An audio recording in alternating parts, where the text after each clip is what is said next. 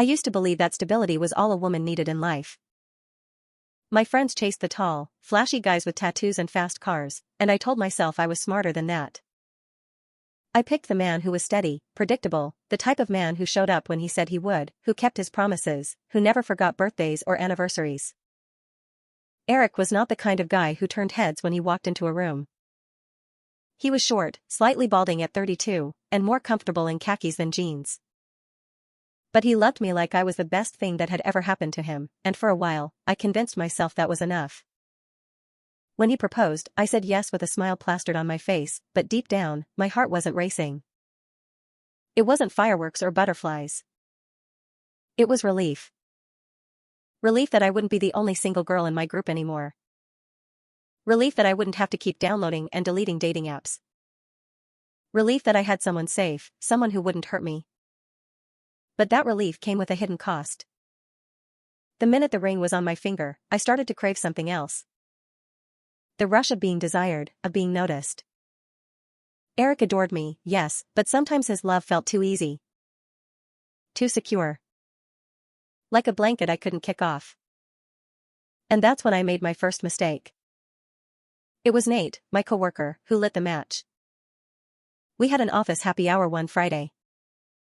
Drinks flowed, laughter echoed, and at some point, we found ourselves pressed against the wall in the parking garage, kissing like reckless teenagers. I told myself it was a one-time slip. Alcohol. Stress. Nothing more. But then came Drew. My old flame. The man who used to make my pulse race when I was younger and dumber. I ran into him at a barbecue, sparks flew instantly, and one thing led to another. Another mistake. Another secret. And then, the cruel twist of fate, a missed period. At first, I thought it was stress from the wedding planning, from juggling work and obligations. But the test in my bathroom didn't lie. Positive. I sat on the floor staring at it, my hands shaking. For a brief moment, excitement fluttered through me. Eric would be thrilled. He wanted kids more than anything. I pictured his face lighting up, the way he'd pull me into his arms, the tears of joy. But then reality crashed down. What if it wasn't his? I pulled out my phone, counting days, replaying nights like some desperate detective trying to solve my own crime. The math didn't save me.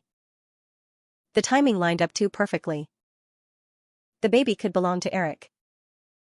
Or Nate. Or Drew. My stomach twisted with nausea. Not from pregnancy, but from the weight of what I'd done. Still, I chose silence. Eric would raise the baby. That would make it his.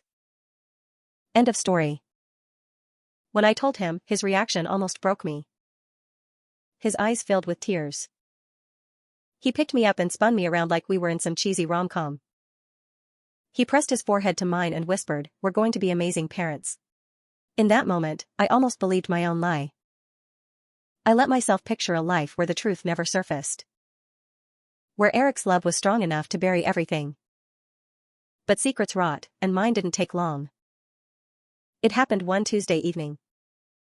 Eric was in the nursery, assembling the crib. I was on the couch, frantically scrolling through my phone, making sure old messages were gone. I thought I had been meticulous. But when my phone buzzed with a notification from Drew. An old thread I'd missed. Eric noticed. He glanced at the screen casually, then handed it to me. "Your phone lit up," he said. And there it was, like a loaded gun, flirtatious texts, a timestamp that didn't fit my alibis. The change in his face was instant. Not anger at first. Just this cold, suffocating quiet. "Unlock it," he said simply. I froze, then did as he asked. He scrolled, his jaw tightening with every word he read. Finally, he set the phone down on the table and looked at me. His voice was low, steady, terrifying in its calmness. "Tell me the truth. Is this baby mine?" I couldn't breathe. My mouth went dry. My brain scrambled for an excuse, a lie, anything. But all that came out was a broken sob. "I don't know." The silence that followed was the loudest sound I've ever heard. He stood slowly, like the weight of the world had just crushed him.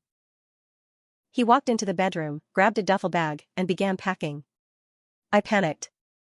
I begged. I clutched his arm, crying, promising DNA tests, swearing that I loved him. It was a mistake. They meant nothing. Please don't leave me. He peeled my hands off him like I was a stranger. His voice cracked, but he didn't yell. You should have told me. You should have given me the choice. Then he left. That night, Eric vanished from my life like smoke. By the next morning, he had blocked me on every platform. His family unfriended me on Facebook. His sister sent a single text, "You hurt him. Don't contact us again." I thought he just needed space. That he'd calm down and realize love could fix this. But days turned into weeks. He never came back. The wedding venue called to confirm cancellation. His name was already off the lease for our apartment. My parents found out. Eric had told them. My mother's voice trembled with disappointment. You broke something good, and I can't support you through this. They stopped answering my calls. I reached out to Nate, hoping maybe he'd at least talk. He ghosted me. Drew too. Neither wanted the risk of being saddled with a baby that might not be theirs. So now it's just me. Alone in a half-decorated nursery with unopened boxes of baby clothes and toys. Surrounded by reminders of a future that's crumbled. I still have money. I still have the crib, the stroller, the cute onesies. But what I don't have is the one thing I truly needed, a man who wanted to stand by me. Eric's probably rebuilding. He's the type of man who doesn't stay broken. I wouldn't be surprised if he's already found someone new. Someone who'll give him the honesty I couldn't. Someone who won't gamble with his heart. And me? I'm the villain in my own story. The woman who had everything and threw it away for a few fleeting moments of attention. I thought I was clever, keeping my secrets tucked away. But secrets don't stay buried. They claw their way out, and when they do, they leave you with nothing. Sometimes at night, I dream about the moment he asked me that question, "Is this baby mine?" In my dream, I always say yes. He believes me, smiles, holds me close. In my dream, he never leaves. But when I wake up, the reality hits me all over again. I told the truth, and it destroyed everything. The baby kicks now, little reminders of a man who will probably never know them. Of a life I could have had if I hadn't been so careless, so selfish. I used to think stability was boring. Now I'd give anything for boring. Because boring was safe. Boring was love. Boring was Eric. And I lost him. Forever.